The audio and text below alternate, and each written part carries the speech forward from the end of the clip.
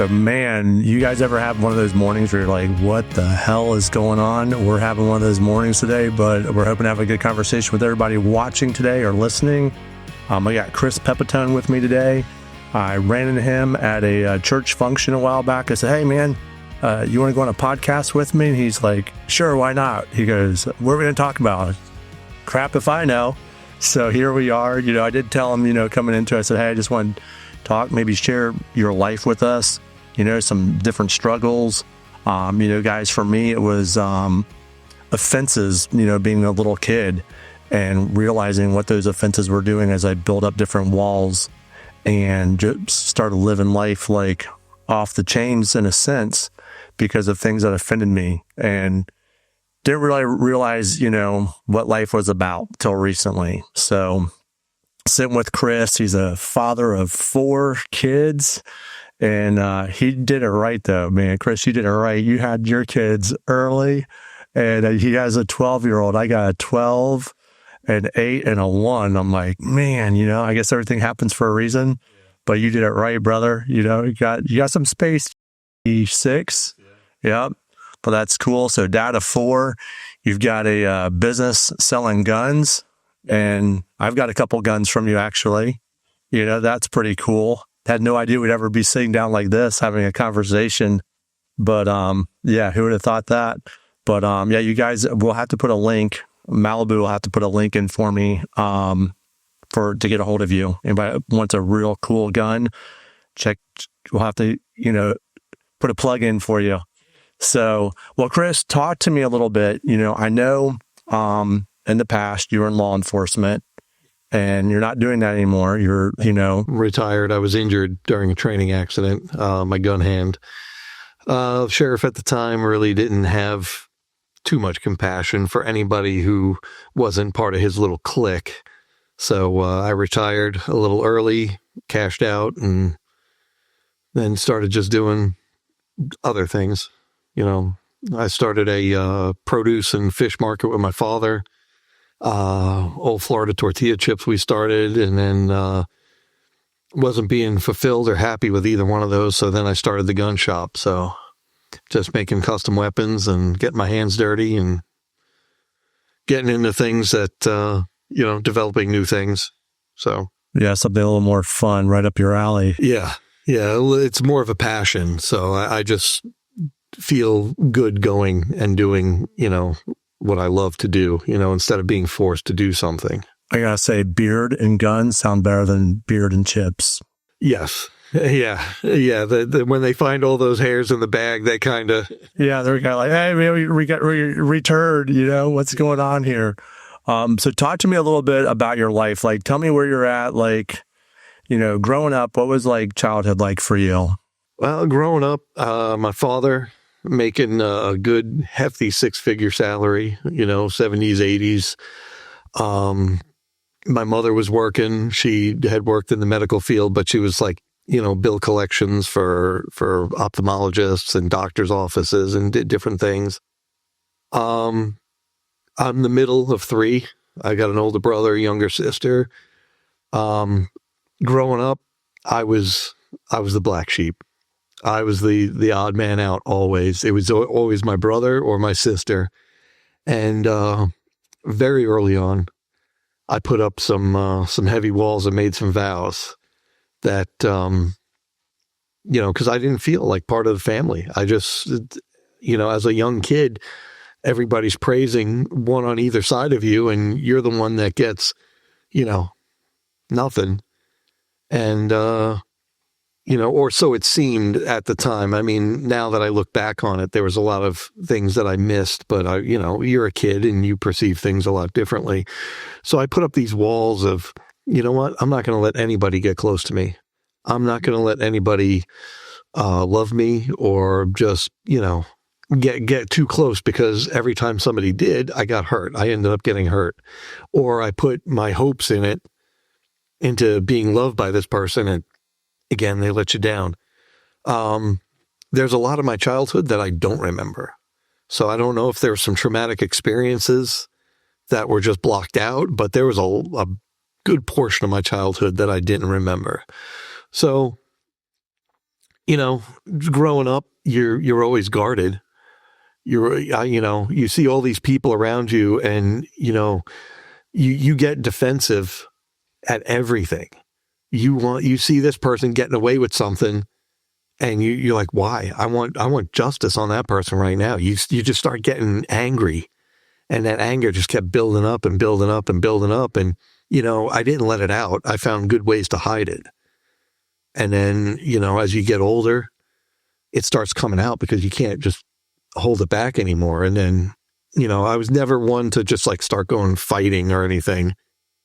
But if there was a fight or there was something, I would just, I don't know, go a little overboard because I just had to get all this stuff out, So I wasn't like a bad kid. I wasn't great in school. I hated being in school.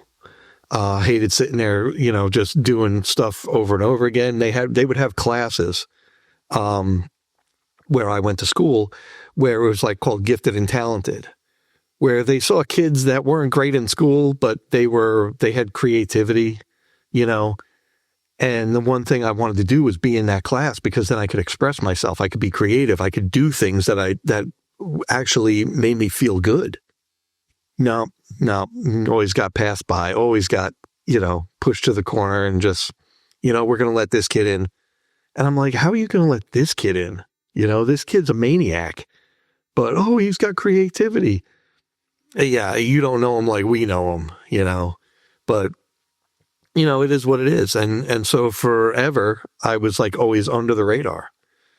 But, it just, you grow up and you just push some of those things to the side and say, I gotta do this. I gotta do that. I joined the sheriff's office in 99.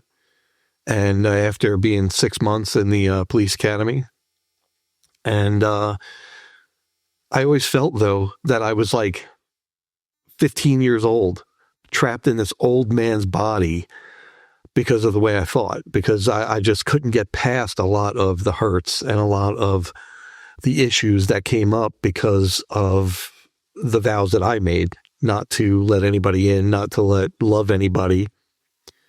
And then, you just pretend, you pretend to love people, you pretend to like people, you pretend to be a normal person, but inside you got this turmoil because you're not.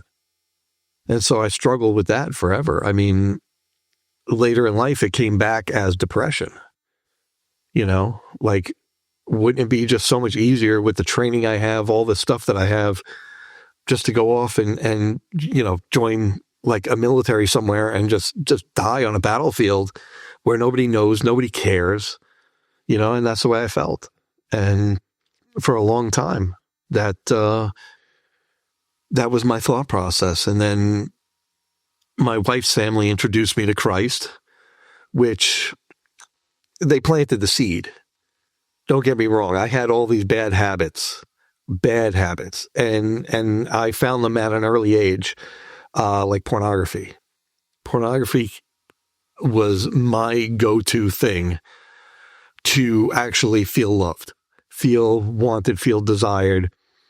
And from as a kid, I remember, going to school, trading magazines with friends because their parents had them, and they, we would do stuff like that. But that was my outlet, and that just led me down, the wrong path, obviously, for seeing this. And as a young kid, I knew it was fake. I mean, at first, you think this stuff is real. Oh, look at this person, look at the story behind this person. And then you see that same person in another magazine with a different name, different story, and you're like, man, I got robbed. But then you're like, I don't care because this is what I want, and that destroyed most of my life, being involved in pornography. I mean, it just consumed most of my life because I actually, even though I knew it was fake, I knew these things were just fantasy stuff. It just made me feel like I was loved, like somebody would do that for me, to care for me enough to do something like that. You know what I mean? And then it just goes haywire. So when you're introduced to Jesus eventually, so like, so many guys struggle with that same thing, with like pornography, lust. They go down this deep, deep hole, and then they're like somebody they were never intended to be, because they're wrapped up in that. So I know that, because I had the same struggle, I think a lot of guys have or still do, and it's like awesome when you can step away from that and go, you know what, this is just, when you can finally get real and understand who Jesus Christ is too, like no matter what kind of addiction you're facing, and you can step away from, if it's drugs, lust, alcohol, tobacco, whatever it may be, because guys have different hangups, it might not always be pornography, as far as an addiction, but the second you can step away from that and find your true identity, I mean, you start feeling peace almost immediately. And when you do, it's like you don't want the stuff from the past, because your eyes and your vision just, move in a totally different direction. So I'm thankful you shared that, with us. But like, you said that her parents are the ones that kind of brought you or led you to God eventually. So did you have any upbringing in the church at all? Well, when I was a kid, we were raised Roman Catholic. And you only went to church during weddings, funerals, and maybe Christmas Eve. So we weren't in the church a whole lot. I had grandparents that were staunch Catholics. My grandmother loved the Lord. She died early on. And the rest of my grandparents, I believe they loved the Lord, but, they were involved in Catholic doctrine where it's, you got to go to a priest. You can't go right to Jesus, and then moving out of New York as a young man, coming here, later on when I started dating my wife, obviously we met in high school and didn't start dating until after high school. And that's when her mother planted the seeds of Jesus, because my wife's grandparents, wonderful, godly people. I mean, they've done so much around the world for other people, in the name of Christ, by his power and by his provision, that it was inevitable that they were going to come and talk to me about Jesus. And when they did, they planted the seed, and something felt different. Something, was different, but it was still taking hold. It wasn't one of those moments where he cleared the slate and I was a different person and I knew it. So, it just took a little bit of time. And as time went on, we got married. Then I got serious about it and I accepted Jesus Christ, or so I thought, because I was still doing some of the things that I was doing before. They were creeping in. And back then, no matter how hard I prayed for Jesus, just make me a new creation. But I didn't realize that you needed to do that every day, to crucify yourself every day with him. And on the days that I didn't, I could tell, because there was stuff that would creep in, stuff that I would do, be angry, look at pornography, look at people lustfully, curse somebody out, want to fight somebody. And it was those times that, because I was still a young Christian, I didn't understand, because I had nobody to answer the questions. I mean, we started going to these different churches that were big, and the pastor was always looking over your shoulder when they were talking to you to see who's behind you, who's rich, who's, got some clout. And then they would walk away from you, and I couldn't get any answers. And that was the problem, because I couldn't get any answers. Where am I going? How am I going to grow? I read the Bible. I understand some of it, but how am I going to understand all of it? I mean, obviously we're never going to understand all of it until we get to heaven. But there were so many questions, like basic questions, that I couldn't even get answered. And then when you did get an answer, it was this big theological thing that confused me even more than the question I had. So we found a couple of small churches where people took their time, talked with us a little bit here, a little bit there, and my faith would grow and my walk with Jesus would grow. And then, there would be stumbles and setbacks, obviously everybody has them. And I was getting so hard on myself when those times came, that I was just like, you know what? I'm not even good enough for heaven. I can't do this. I'm not good enough, Jesus, that you died for me. And it would just throw me into a depression because I made a mistake. And the way I understood it was, I'm not supposed to be this way. And if I stumble like this and look at something on the internet or do something, now I've got a problem because I'm not following Jesus. And now that's what held me back for a very long time. One thing as you're saying all that right now is like, when you have a kid, you look at things differently, right? Yeah. So a couple months ago, the baby, I'm holding him and I'm like, oh, I just love him so much, And he punched me because his hands are going all over the place, right? In the eye. And when you get hit in the eye, you hear the liquid, like the fluid. It was one of those kind of hits. And I was like, oh, that really hurt, right? But it's like instantly God was speaking to me through this whole thing. It wasn't like I dropped him or threw him down and said, yeah, you're right. You just hurt me and I'm putting you here, right? So as you're saying those things, as you're searching for God, but still struggling, immediately in that instance, I thought about God like, man, this is crazy. It's like he's holding us. He wants us to be close to him, right? And we can feel his presence and everything feels great. And then we do something. If it's porn, you stumble, you smoke, you drink, whatever. And you got, in a sense, in that moment, holding my child, I was like, man, I can almost feel like God or the Holy Spirit, like flinching. Yeah. Like, oh, that hurts me, but still not giving up on you. Yeah. Still going, hey, there's hope. Like, I'm your heavenly Father. Like, I can forgive you. And, when my other son, he has ASD, and it's like things happen. It's like, I don't hate him. It hurts, right? Yeah. But I still love him. Yeah. And when you look at that, when you're a dad, some of these young guys aren't dads yet or whatever, or girls, moms, whatever. But it's like when you get into that role, now you can start seeing things a little bit more like how Jesus must feel, or the Holy Spirit at times, like when you do something that he may not approve, right? But he's still there to forgive. His arms are still wide open, like, hey, just come back to me. Like, and then the devil is like trying to steal all the work, all the progress we've made, right? And here he is like trying to take it away, trying to like pull you back in, to feel helpless and hopeless. Yeah. And I've talked to so many young guys lately, man, about my situation I had to go through with my heart, and like God showed me different things. But like when you were saying that about, making progress, then stumbling, I couldn't help but think of my, holding a little baby, a couple months ago when that happened. Yeah. So that's good stuff though, man. The hardest thing to understand was when you grow up as a kid and love has conditions, and you come to Christ and you have to really learn what unconditional love is. Because it was tough for me, because I always thought he had a condition, just like everybody else. All the authority figures, all, relatives, parents, everything always had a condition. If you did this, you were good. And I love you more because you did this. You did what I said.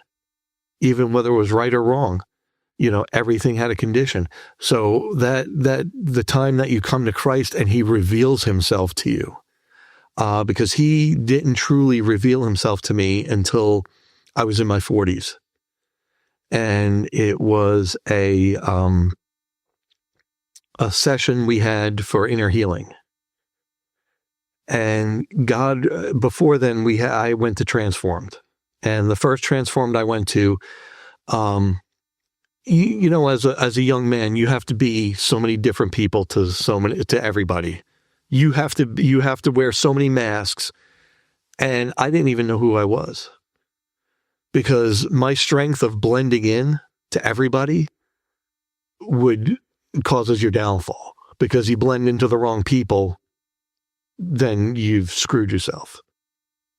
So I transformed. I was in a cabin laying face down on a bed, and I said, God, I cried out to God. I said, God, tell me who I truly am, because I don't know. And as sure as I'm sitting here, I heard his voice. And he said, you are Christopher. You are my son. And that day started this literal transformation inside of me knowing who I was. So I had that base of who I truly was. I wasn't a guy who owned a gun shop. I wasn't a father, a husband. I was God's son, and he knows my name. So when he told me that, that just changed the base for everything for me. And then during this inner healing session, Jesus revealed so much to me, and he literally freed me from that. It was a jail cell that I saw, and he was in there, and he opened the door, and we walked out, and I was free. I mean, the story is it's a little bit longer, but and I don't know if you want me to get into it, but let's hear it. So, like, you're basically, from what I'm understanding, you feel like you're in bondage, right? I'm in a jail cell, as what he's showing me, and he's there sitting on the bunk, and I'm just standing there. And he's telling me, listen, all the things these people are saying about you aren't true. You're not who they say you are. And I says, but I'm stuck here. And he says, no, you're not. And he shows me the door, and it's hanging wide open.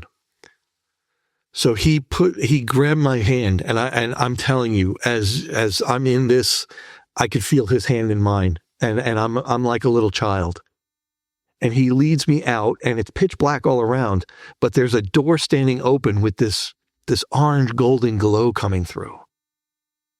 And he leads me out to this door. And it's like this big, like, wheat field. And there's this orange sun coming down, the golden wheat. I could feel the sun on my face, like literally. And he just looks over at me and tells me, you're free now. You're free. You're not there. You're free. And as a kid, I made a vow that I wouldn't cry at anything, and I haven't cried since I was a little kid. But that day, I was a mess. I was crying uncontrollably, and it was not pretty. And then he showed me stuff like in the past, like my father was going to drop me off at as a punishment, drop me off at an orphanage. He threw me in the car because I was getting bad grades in school, didn't want me around, and he's backing out. And I remember it only because Jesus, brought it back up. And I'm sitting here in the front seat crying, and I look back, and Jesus is in the back seat, looking out the window nonchalant. And he says, you're not going anywhere. And I says, what do you mean? I'm not going anywhere. And the car stops. He gets out. He takes me out of the car, and we're out at night looking out my front yard and at the stars. And he says, this is all for you. I made this all for you. This is all yours. You're not going anywhere. And he walked me up to my room, put me in my bed, and sat in a chair in the corner. And he says, you can go to sleep now. He says, you can rest now. And those two changed how I saw his love. And those were so impactful on me that when I saw those visions that he gave to me, that he brought up in this inner healing, that just melted my heart, because I still had walls up. Yeah, people are Christians, and they say they're Christians, and they've walked with Christ for a long time. They know his love, but everybody still has something that, some little piece, I believe, that they won't give up. And it's very rare that you have a person that surrendered their whole heart, that's just all for Jesus, because we're here on this earth, man, and somehow, some way, some of it seeps in. And to stop that leakage, that flow into our hearts, I mean, it's a tough thing, and it's definitely a Christ thing, because Jesus is the only one who can do that, who can stop that leaking. But those changed my life. And then he saved my life. God literally saved my life. Like I said, I was involved in a lot of porn as a young man. So when I, teenager, sleeping around with, girls here, girls there, got HPV. Apparently everybody's got it in their system somewhere. Whether it shows up or not is another thing. I mean, I got sick when I went to help some family members in Orlando. I got sick, and apparently it lowered my immunity to where it was causing tumors to grow on my vocal cords. So they were doing something for my throat. They discovered these tumors, And they took it out, biopsied it, and he's like, "You have an STD." And I'm like, "I do not have an STD." They explained it to me what it was. It's HPV. It's going to turn into cancer because it always does. So I went to, got back down here, went to an ENT. He removed it. Came back again in a very short time, more aggressively. He removed that. Third time he removed it. Says it's not looking good. It's getting worse. He removes a fourth one on my left vocal cord and says that should be it. I get the symptoms again. I have half a vocal cord on my left. It came back more aggressively on the right this time. They had to remove half the vocal cord. They got it all. But before they removed the right one, I was scheduled to go to Transformed, but I says, you know what? I got this surgery. I'm not going to be able to make it. God works in funny ways, because I went for my pre-op stuff and they tell me, you can't get your surgery. You got COVID. And I'm like, I don't have COVID. I'm fine. I don't have, they're like, you have COVID. You're going to have to reschedule. So Transforms Friday, Saturday, Sunday. They scheduled me for the following Tuesday for surgery. Went to Transformed, group of guys that I trust and know, and I know God works miraculously through, prayed for me. Didn't feel any different. Walk out with my son that evening from the service. Felt a tickle in my throat, so I coughed up something, spit something out. I felt something in my mouth, spit it out, but I didn't see anything. There was nothing there. Finished out Transformed, went to the doctor on Tuesday, got the tumor removed, get the biopsy later that week. The nurse is telling me, we can't explain it, but we took out the tumor. It's got no cancer and no HPV in it. And that's what's in your body, and there's no way to get rid of that. And I explained it to him that I was prayed over, and it's the power of God. And the surgeon, great guy, he had to come to accept that it was a miracle. So, I mean, he literally saved my life.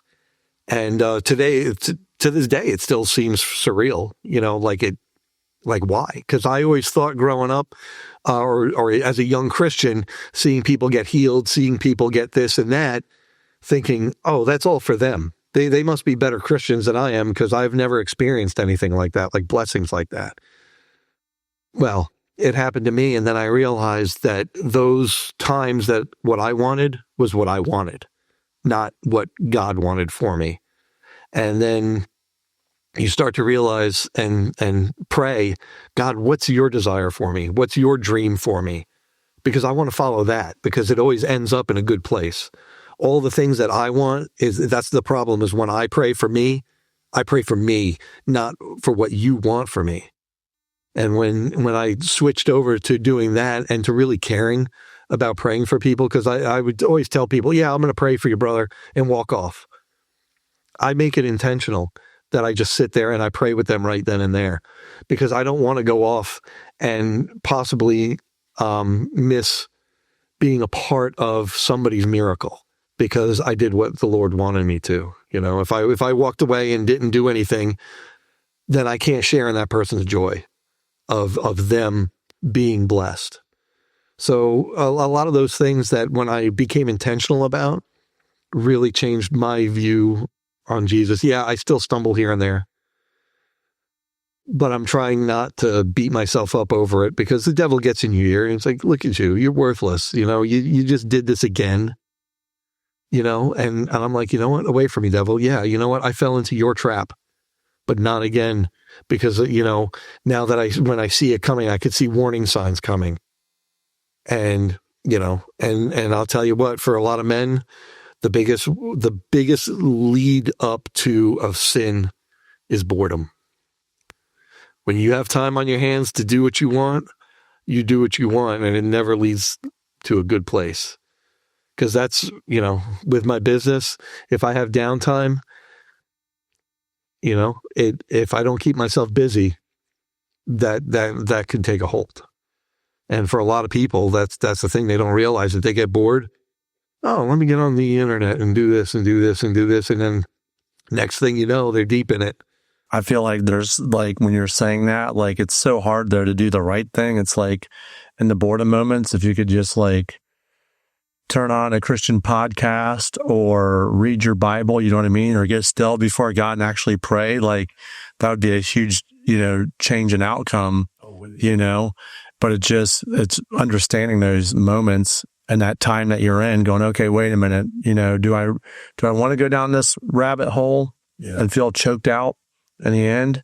Or like, could I like change my course by just going, you know what, God, I'm going to be still right now. Yeah. And just shut everything off and just like rest in a sense and beg to feel his presence, because the devil tempted him, in the desert, throw yourself down these rocks or, all these different scenarios. Right.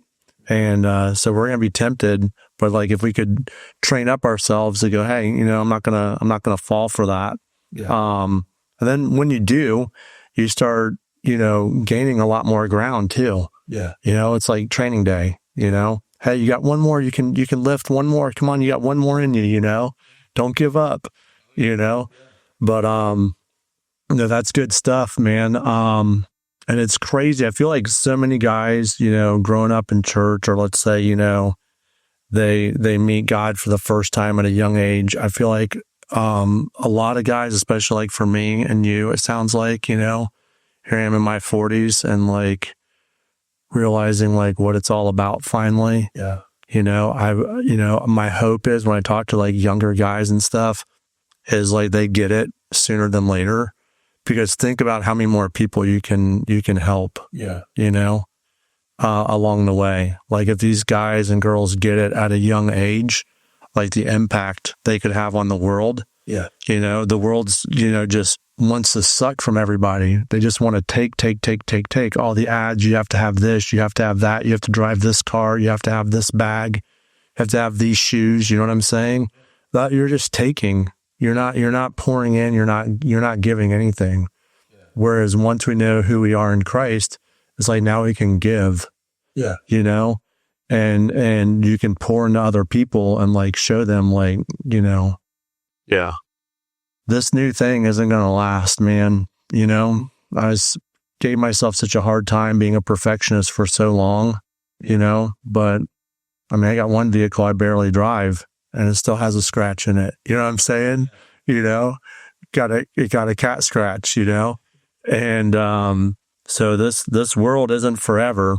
And I just wish, when I was younger, I could see what I see now, because I'm like, man, what would it have been like, right? But, the sooner I feel like, whatever that moment is where Jesus starts to reveal himself, I guess the most important thing for anybody to grasp is once you have that understanding, don't let go of it and don't lose sight of it, because it's going to be detrimental, in the end. Yeah. And for me, for a long time, I was ashamed of my past until I realized that I need to not embrace it and celebrate it, but say, hey, you know what? That's my past. And I see a lot of people that grow up in the church from a very young age, and they come out very naive, not being able to recognize certain things and doing what I've done in my past, the evils that I've done. I kind of do embrace that, because now I can recognize evil because I've done it. And I can tell somebody, listen, don't fall for that. Don't listen to that person. Yeah, I know you grew up in the church and you trust everybody, but there's still a lot of bad people, and there's still people that you have to guard yourself against, because they'll lead you down that wrong path. And now that I've done all that evil, I can see that evil in other people and say, hey, don't go there, because their intentions are not good. Or see this person loves the Lord, and he, follow him or not follow him, but, associate yourself with him.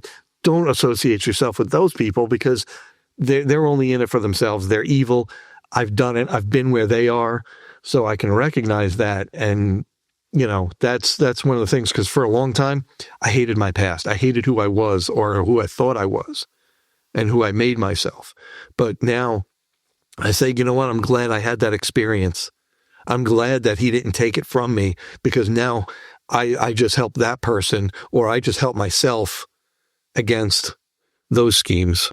Yeah. I was having a conversation similar with somebody recently, and it's like, you look back at your past and you're like, shit, I was in this valley for so long, right? And you're like, you wonder why. Yeah. But now looking back, it's like, oh, you see why, because now you have a testimony. Yeah. The one thing you don't want to do is like end up back in the valley. You know what I'm saying? You want to stay as close to the mountaintop as you can, So, I tell different clients of mine, every day I wake up, I still have that perfection mindset. It's a little bit different. I don't view it like I used to, but I'm like, when you strive for perfection, if there is a problem, it's like, paper thin, right? Yeah. To where if you just go around living haphazardly, when there's a problem, it's big. Oh yeah. And that's when you find yourself in the pit again, So I guess with things with like, me being in construction, like that part of it is like, look, if there's a mistake, it's going to be small. But I think on the spiritual side of it, do I read my Bible every day? No. Do I pray every day? Yes, at some point. But I feel like if I, after coming off this widowmaker heart attack for myself, I was just like reading the Bible every day. I really couldn't do anything at work yet right away. So it was like, man, I was like, God was showing me all this new stuff. Like I didn't want to go back to work. Yeah. That's not reality because we're on planet Earth and we have bills to pay. So I got to find that sweet spot, if you will, of like intermingling everything to make it work. So that's kind of where I'm at. Yeah. But like, I feel like if we strive and we do what God wants us to do, like would be so much further ahead than like just going to church and then go to a party on Monday night. Yeah. You live Christ one day a week, and then you live like hell the 6 other days. I was there at one point, as a new believer, I was, there. But, as I get older and see, more of what's going on outside for what it really is, and that's all a part of growing up is, am I childish? Sometimes, infantile, maybe, but, I still like to joke around and have fun. And a lot of people think, oh, once you come to Christ, you got to be serious. You can't dance. You can't sing. I mean, I couldn't dance to begin with, but I'm not going to start now. But there's nothing wrong with it, because there's a lot of people who have so many of these hang-ups. Oh, you can't do this. You can't do that. You can't get a tattoo. You can't get... Listen, Jesus loves us for our heart, not what's on the outside, and so many people see you walk into church in a T-shirt and shorts, and you see the looks on their face. They're like, can't you show him respect? I am right here. I'm giving him respect because I'm giving him myself the best I can, and sometimes, and most times it's not good enough. Most times I'm getting in my own way. We have this understanding with the Lord, and we tend to screw it up because we're getting in our own way, because we're trying to tell him, not him tell us, because how many times growing up did you like people having to tell you stuff? You're going to do this, you're going to do that, but he doesn't do it that way. And we take this picture of an authoritarian figure in our life now and just have him, paste that onto him. And and I found though, that was the most revealing thing, was finding that he was not like that unconditional love that, that he would die for me before I was even born. He knew me before he knew you, before any of us were born. And he still loved us. And not only that, is he actually likes us. I mean, there's people in your family that you have to love because they're family, but to actually like somebody for who they are, faults and all, is a great thing. And that's when you realize he actually likes you and wants to be with you, it just changes how your heart, how you think. And you're like, why though? Why? And then you just stop questioning why, and then you go with it, and you said, well, you like me, you love me, you want to be with me, let's do this together. And then you're like, all right, I'm all in. Yeah, let's go.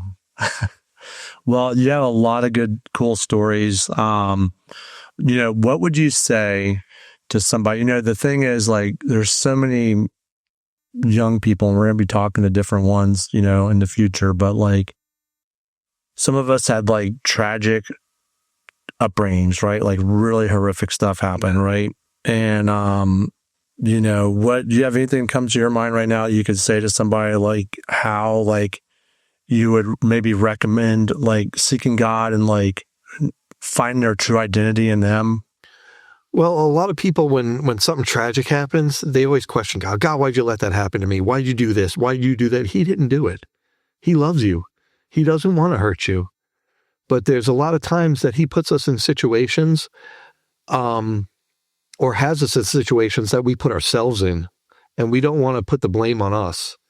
And then there's sometimes that it's not us. It's another person that offends us, that hurts us, that does something so grotesque to us that we blame God for some reason instead of that person. Yeah, that person's an evil person, but God, why'd you let that happen? Because he wants you to come to them, because he wants you to sit down and be honest with him and say, God, this and this happened. What the F is going on? What the hell are you doing? And he's big enough to say, listen, son or daughter, I let this happen because I needed you here now with me. Because at that time, that moment that you turn to him and say, hey, what's going on, is the time that he's going to talk to you and reveal some stuff to you and say, hey, listen, just hang on a little bit longer because I'm with you. And once you come through this, you're going to realize that I've never left and that I love you so much that I'm making you a stronger person, because when you see something like this happen to somebody else, you can walk up to them and say, hey, I've been through the same exact thing. I know what it's like, but don't give up, because God's not giving up on you. Don't let go. Don't give in to all this stuff that anybody else is saying or the devil is saying, or you want to kill yourself or you want to do this or that. No. Turn to the Lord. Come with me. I'll show you how. And people say, well, how do I talk to him? Just talk to him. Just talk to him. He knows you. He knows your heart. He knows where you are. Just cry out to him. One of my prayers I threw up, I was referring to as a Hail Mary prayer.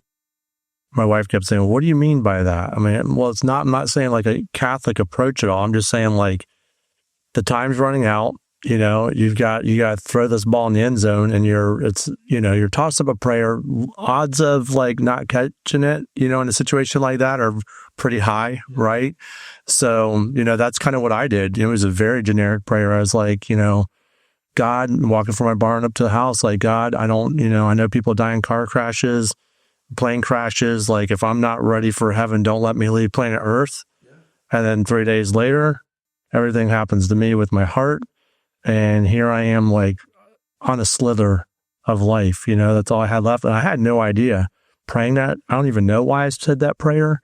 Yeah, I know about God. I knew about God growing up and everything, but I just felt like he was like so unapproachable, and, even laying on the hospital bed dying, like I had no idea, how close I was. I mean, it was real, real close.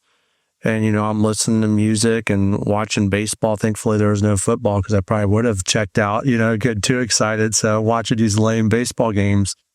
But, it's like, it's crazy how God, like your prayer just has to be a prayer in a sense. You know what I mean? It doesn't have to be profound. It was your first prayer ever, but it's amazing how he answers certain prayers, and I just, would encourage people to keep praying. Like there are prayers that I prayed that haven't been answered. I had a couple of crazy stories, right? Yes, correct. Yet, I've got some stories where they were answered the same day, and then your situation, like, look how quick that was, with getting healed, and getting cleared from cancer. Like that was a quick turnaround, from going to that event, for Transformed. And anybody questioning what Transformed is, by the way, that's a men's fellowship my brother-in-law runs, and Chris and I have both been out there. I've gotten help at different times, but we'll have a description and a link below for anybody that's, interested. But yeah, it's amazing how God answers certain prayers. And like, like I said, they don't have to be profound. So anybody listening that's like, man, I've had some shit happen to me when I was young and I just can't get past it. Maybe you've never reached out and prayed. I would just say, open your heart to God and just cry out to him. Say, I don't know what the point of all this is. Like, I don't even know who the hell you are, but like, would you just reveal yourself to me, My mom kind of did that. And as a teen, she was ready to check out. And God revealed himself to her in a dark room, and she felt the love of God, like just boom, just surround her in an instant, So God is real. I gotta be honest with you, there's times I question stuff, to this day, even after everything that happened to me recently, I'm just like, why am I here? I went to one of those inner healing sessions, and inner healing, for anybody that doesn't know, is like where you just get still and you're just quiet and you start asking God, like, different things that happen to your life, and he starts revealing things to you, right? Well, one day I'm coming out of one of these inner healings, right? And I don't even remember what we talked about, okay? I was just sitting with this counselor, all right? Great guy, and I say some crazy stuff, I used to tell him and my brother-in-law, I was like, listen, man, if God ever gets a hold of my heart, like, I'm going to use the F-bomb to, like, prove a point, or like just get my point across. So they all laughed at me, or like whatever. And I was in that room that day, and there's another thing that came to mind just now when I was going through this inner healing thing. And I'll talk about that at a later date. But this one particular thing, he asked me, he goes, Rob, have you ever been able to forgive yourself? I was like, no. And he's like, would you want to try? And I'm like, I kind of laughed. I'm like, I guess I could, right? So I do this thing where he's like, all right, just be still and like pray to God and forgive yourself of your past and different things. So I do. And I walk out of there, shortly thereafter, and I'm driving down the road. And I always describe peace, because for me, I like everything clean, okay, and crisp. And I always explain peace like this, like, you have a windshield that's perfectly clean from the inside out, and you're just driving down the highway, and it's like, man, it's a nice sunny day, right? Everything just feels good. There's no bug, right? And so I felt that way in my spirit. Like, I felt just like cleansed, right? I'm driving down the interstate, and then I got this awful feeling come over me. I was like, wait, I just forgave myself. And I'm like, where the fuck am I? Right? Yeah. I'm going down the interstate. I feel peace, but I felt a little bit confused too, right? Because I'm like, I literally felt like someone or something was like just dropped me from the heavens. And here I am. I'm looking around like, where am I at? Who am I? Who's the real me, right? Because for so long, like you, I was like trying to make other people happy. I was the chameleon, like, oh, let me make this group happy. I'll pacify them. Let me run over here. I'll pacify this group. And at the same time, you're busy and you don't really know who you are, because your true identity, you haven't been identified. In a sense, you haven't let God you haven't allowed him to give you that jersey number to show who you are on the field, right? And you just run around just, and so that was me. So that day I was like, man, who am I? And so I think at this point I'm starting to discover a little bit more about like who I am and what I was intended to. Yeah. I'm not there yet by any means, which is why I'm talking about it. Because anybody out there that's like struggling, like that, you need to find that place of rest. Forget chasing things, forget chasing porn, alcohol, drugs, forget chasing all that, and just find yourself, and get real with God and say, hey, I need you to identify me, because I can't identify myself. And I don't want to live with these walls and with these hurts and with this shame. Like, I'm done with the bullshit. You know what I'm saying? And move on and let God do his thing, So, I just want to say, like, I'm not perfect, okay, at all. God's helped me a lot. I mean, I used to have a temper, even coming off this heart thing. I was like, okay, I can't get angry anymore. But, I have a son with ASD, and when things get spilt and the ceilings get splattered and the doors get dinged and there's holes in walls and stuff, I would get mad. And now I'm just like, you know what? It is what it is. This isn't just things. It's just things. This life is so temporary, man. I've lost some close friends at a young age, A lot of my friends have always been older than me. I just love hanging out with the older crowd as a kid. Everyone was like, 60s or older, that I like to talk to, and because I like their stories. And so when you start losing those friends that you have, you start realizing like, man, how fragile life truly is. And you go through an incident like what I did or what you are getting ready to face, like I know you probably were worried about cancer, like shit, this is going to be it, right? Did you ever have that thought? Like, this is how I'm going to die? Yeah, because the funny thing is when I retired, all of my good friends at the sheriff's office were all Vietnam vets. And we all retired in basically the same group. So you hear, oh, this one died. This one just died. As soon as he retired, this one died of cancer. This one died of cancer. This one had a stroke. And you're like, okay, I retired with them. I'm facing this now. When's my turn? And it's funny because God says, you know what? I've got something for you to do. And you're not going anywhere until you get it done. And like you said, you're not perfect. I'm by far not perfect. And still discovering things. And it took me to my late 40s to discover who I was in Christ. So anybody who's, 23 years old and you're not getting it yet, just hang in there. Because, there's so many people you read in the Bible, oh, this person had to wait 10 years for this. This person waited 40 years for that. This person waited, and again, it's just years. And the older you get, the quicker they go. So you're getting a lot closer to God's perfect will for you as you're discovering these things. So, when you're a young man or a young woman and you're like, you know what, I don't know what he wants from me. I don't think he has it. He does.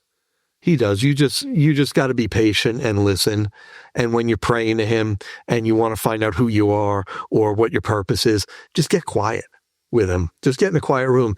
Do some talking, but do a lot of listening. Even if you have to just sit there. And you know what?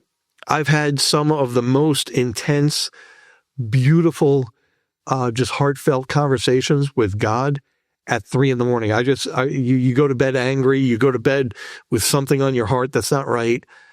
And you wake up and you're laying there and you're just like, you're wrestling it out with God and saying, God, why is this going on? You're real with him. You're raw with him. And you just let it out. And he comes to you and he tells you, because I had another medical problem where I was in pain for over a month, like day and night. I couldn't sleep, couldn't do anything. And I was in pain. If I walked around, I was in such pain. I was walking on my tippy toes. And it was just like one night couldn't sleep again. I got into a bathtub, filled it with salts and this and that, and tried to relax the best I could. It never did anything. And I called out to God and I was, God, kill me right now. Take me right now because I can't stand this. I can't endure this. And he says, you can't endure that, but what did Christ endure for you? And you feel like 2 inches tall at that point. And he clearly said, in my spirit, he said, you're going to do one of two things right now. You're going to curse me or you're going to praise me. What do you want to do? So 3 a.m, I put my hands up. I'm in a bathtub shouting out to God praises, glorifying him. My wife thinks I'm crazy. She's trying to sleep. I'm in the bathroom, shouting out to the Lord. And he brought a sense of peace over me in that moment. And then finally, I got in to get to a surgeon. It was taking over a month to get to a surgeon. They fixed the problem. But it was at that moment where I realized, no matter how much I'm suffering, no matter how much is going on, I'm not turning my back on God. I'm going to stay with him and praise him, even in those times. And that was one of the toughest things because I wanted him to kill me right there. I would have helped him too if he would have said, all right, now's your time to go. I'd be like, all right, you show me what to swallow or what to cut and we're going. And he's like, no. He goes, you can curse me or praise me. And I praised him. And then, like I said, after that humbling moment of him asking me how much Christ endured for me, and I'm like, oh, man, you had to bring that up, huh? Yeah. Well, I had one of those moments recently. You say that, right? Yeah. And I just thought about Jesus, like perfect, right? On planet Earth, like didn't stumble, didn't look to the left or the right. And here he is, this man carrying his cross. I'm like, man, like the offenses that I have, like mad at people not paying their bills, strung out for close to $1 million and stuff. And I'm like mad, right? I'm thinking if I was put in his place, how far would I have carried that cross before I tossed it to the side and said, screw you guys. I'm done, right? But he kept carrying the cross. And they got to the hill and he kept enduring. I think the first nail through your hand, I would have been like, you know what, screw you, kick the guy in the face, the balls, whatever, right? And got myself off the cross and come up with a different solution, right? Yeah. But he didn't do that. And the crazy thing is, he died for all mankind. Yeah. He suffered for every single one of us. And when you think of that, and we're like, I can't take this anymore. I used to scream at God saying, take me out. I'd walk out my house, middle fingers in the air, cursing at him and stuff. Cause I was angry, and bitter and angry at the way my life went from a young age to the time I started realizing wait, why did all this happen to me? And that was all leading up to my heart issue, my physical heart issue. And then my spiritual heart started to open up through all that. And it still is, I'm still on this journey, We all are. Yeah. I don't care if you're a pastor or not, I don't care who you are. You're on a journey. Yeah. If you hear somebody says they've got it all down and they know what it's about, run. Yeah, exactly. But no, I just, different ones have said, man, you got it so good, and this, that, and the other. So that's why I reiterate that. No, you don't know. I had a friend visit me one day out here at my place, and he's like, man, you did it. You used to worry, that you couldn't keep your business going and this, that, and the other. And I'm like, hey, don't ever say that to me. I'm like, because you don't understand the stress, constant stress that I'm under, and that was several years ago.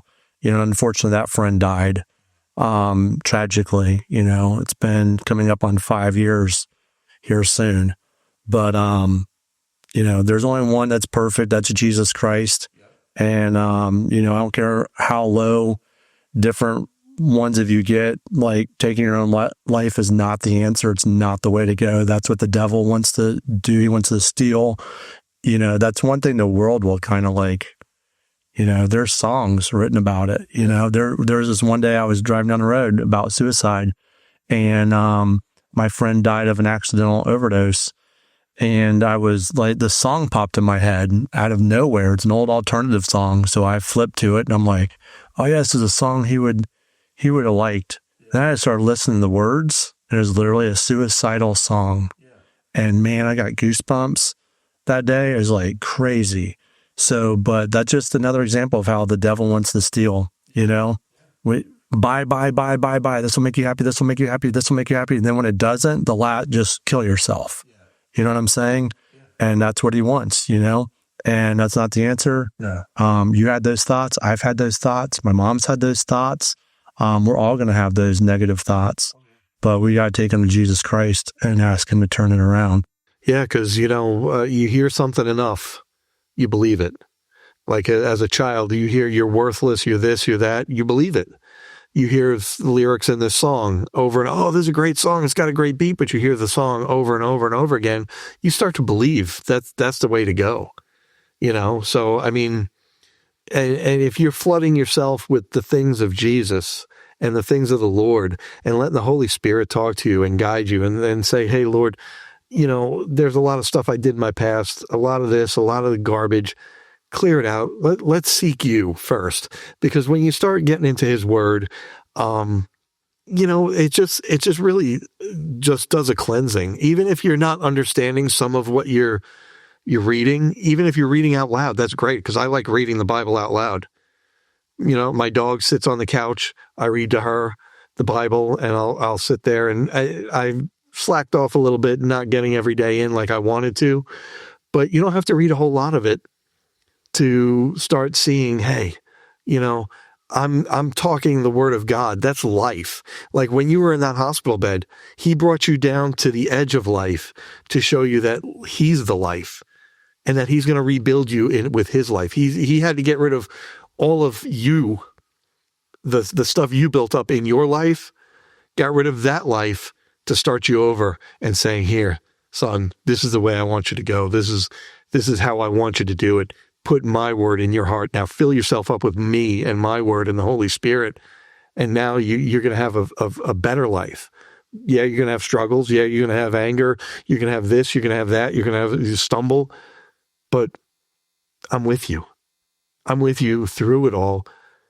And so all you got to do is just stop, talk to me, and we could keep moving, So I think that's where he puts you at that point, that saying, hey, you're going to do this the right way now.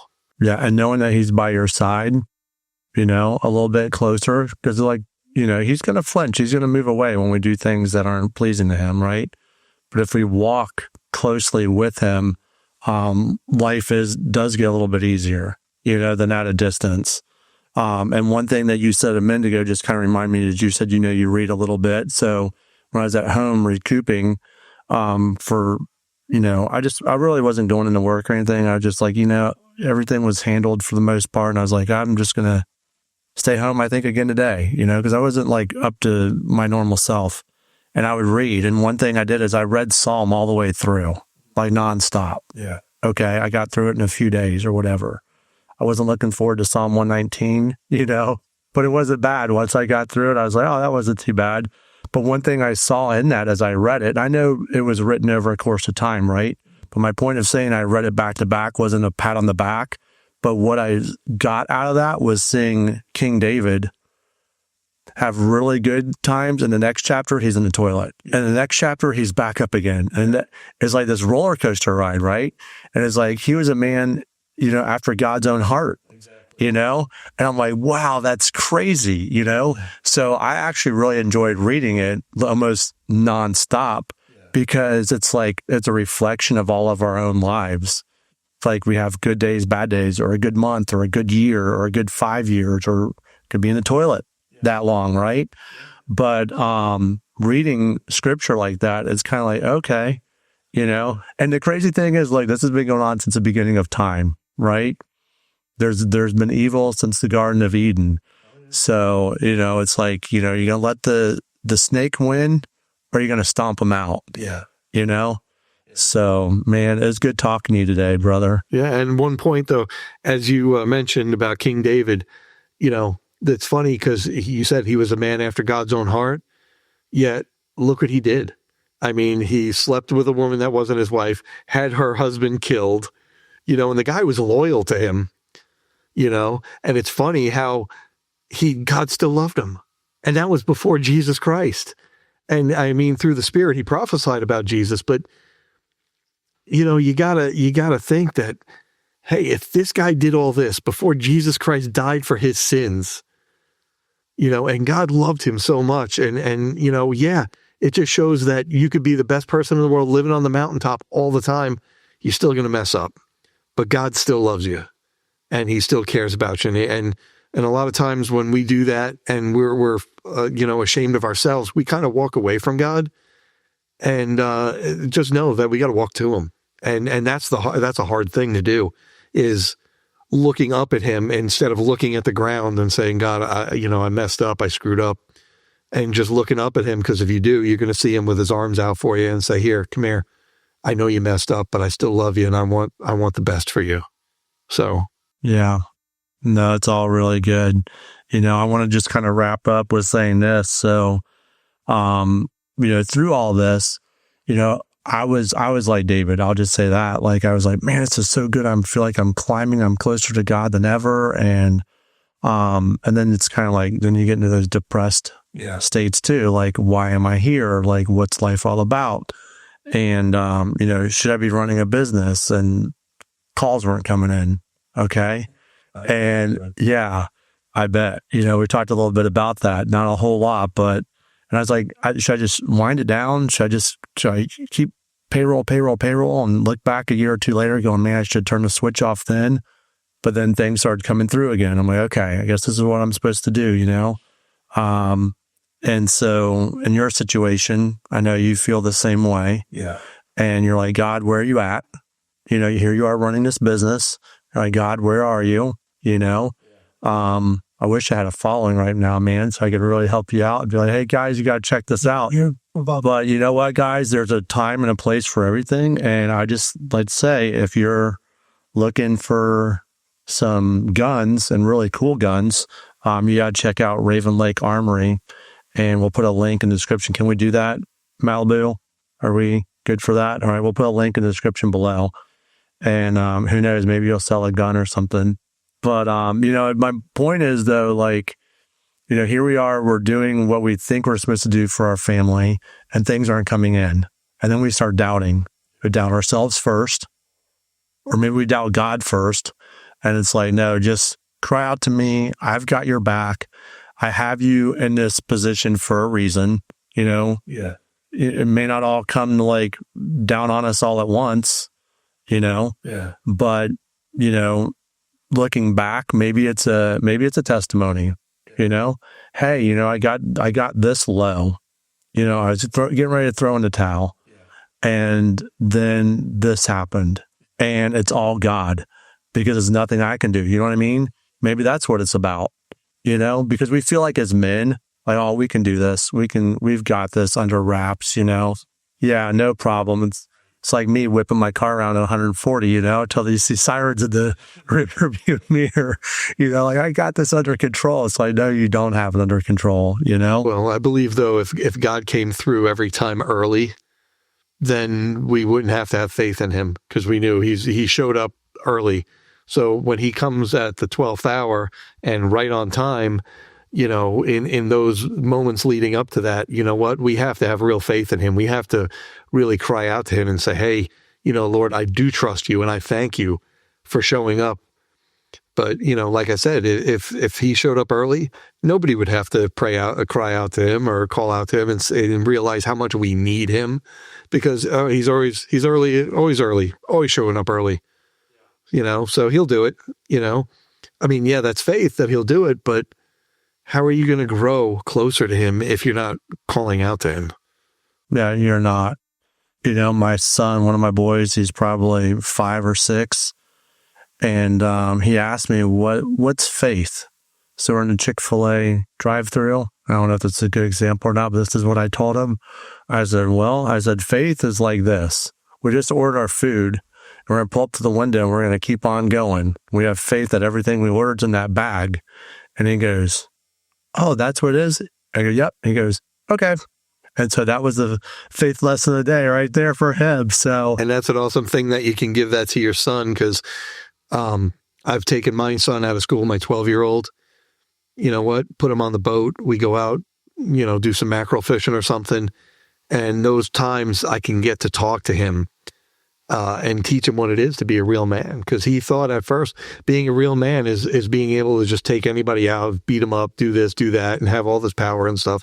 And, I had to teach him. And those times are precious to me, that I can actually talk to my sons, because I wasn't a perfect dad. I wasn't a great dad by any means. I think I was more selfish and concerned with myself most of the time. But, now God's showing me how to be a father by being a father to me. And, in those times, like you did with your son, it's just beautiful how to, teach somebody how to be a real man and forgive people no matter what they do. And that's one of the hardest things to do. And forgive yourself. Yes. That's the hardest thing. So there was this incident that happened with him, the same one I was in the drive-thru with. And when the baby was born, he wanted to be in the house. Well, my mom was in the house too. And I was like, you're going to have to go. Well, she took him down the barn and said, hey, you can either stay here or go with me. Well, he didn't want to leave the property, but he wanted to be in the house. But we told him he had to go out, right? Well, the midwife shows up and he shows her how to get in and everything through the gate, the house and everything, but stayed outside while the baby was born. He really wanted to see his little baby brother being born. And that really hurt him. Yeah. And then there's things I've said in anger, with frustration with my son with ASD. Yeah. And that's hurt him. And there's things that his brother's done to him with his issues with special needs that's hurt him. So I called up Steven, my brother-in-law, who does a transform thing for the men. And I said, I said, you got a problem over here. I said, I want you to talk to Reagan. And he goes, well, what do you mean? What's going on? And I told him all those things I just explained to you. And he goes, well, what are you thinking? He goes, I don't really talk to young kids. I said, here's what I'm thinking. When I was a young kid, I didn't get this out. Yeah. And it's harmed me brutally. Okay. I don't want my son going through life with all these hurts, building all these walls and offenses and dealing with them when he's my age. Yeah. I said, we're dealing with them right now. He goes, when do you want to bring them out? I said, as soon as I can. I said, can I bring them after school? He goes, sure. So I picked him up from school, told him what we were doing, dropped him off. He goes, Daddy, you're not staying? I said, nope. You're going to be an open book. Yeah. You're going to talk to Uncle Steve, and you're going to talk to him about me. I don't want to be in the room. You tell Uncle Steve anything and everything that comes to your mind. And he was, okay, Daddy. And I went and grabbed lunch. And about an hour and a half, 2 hours later, I got a call that, hey, he's ready to go.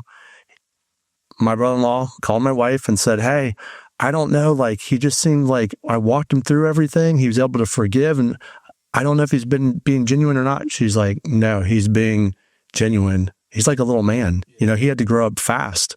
You know, he's 8, soon to be 9, and he's had to grow up fast in this house to protect himself, you know? Yeah.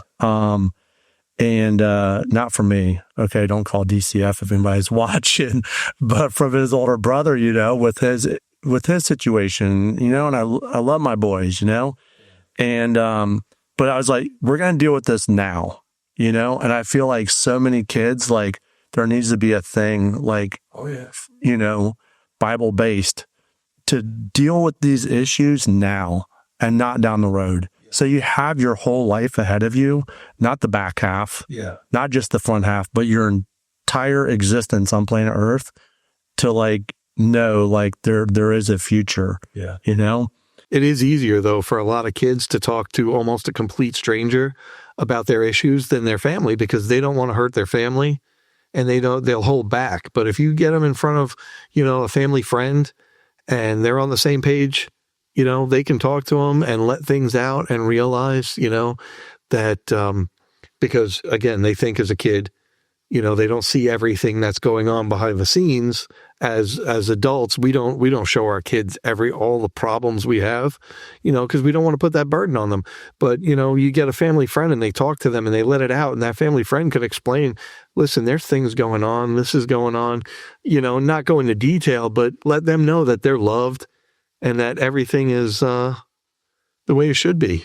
So Reagan came through that whole thing and, you know, that part's behind us. You know, there are going to be other issues. You know, of course, it's life, you know, it's family and life happens. Yeah. So I'm just glad to know like who Jesus is finally, probably for the first time in my life. Yeah. And now it's like when there are problems, when there are questions, like I have more confidence, like he'll show me whatever that's going to look like. He will. And I'm still discovering more and more about Jesus. It's you know, you want to know more about him, but you also want to know him more, you know, and it's kind of a two-way thing that, you know, show me. You know, some of it, he says, not yet, because you're not ready for it. And then the other stuff, you know, he'll show you, he'll reveal it. Yeah. Just patience. Yeah. Yeah. And in this society now where everybody wants everything instant, like, you know, I ordered this 20 minutes ago. Why isn't it here at my doorstep? You know, type of society. I mean, you know, he's got his time, and if we're just patient, he'll make it known. Yep, 100%. Well, guys, I hope you've enjoyed listening. I hope you've gotten something out of today. Chris, it was great having you. You said something a minute ago about a boat. So do you still have a boat? I do. Can we go out on it with you one day? You can. You're more than welcome to come out. Awesome. We're going to have to make that happen. So, guys, thanks again so much for watching. God bless you all. Until next time, see ya.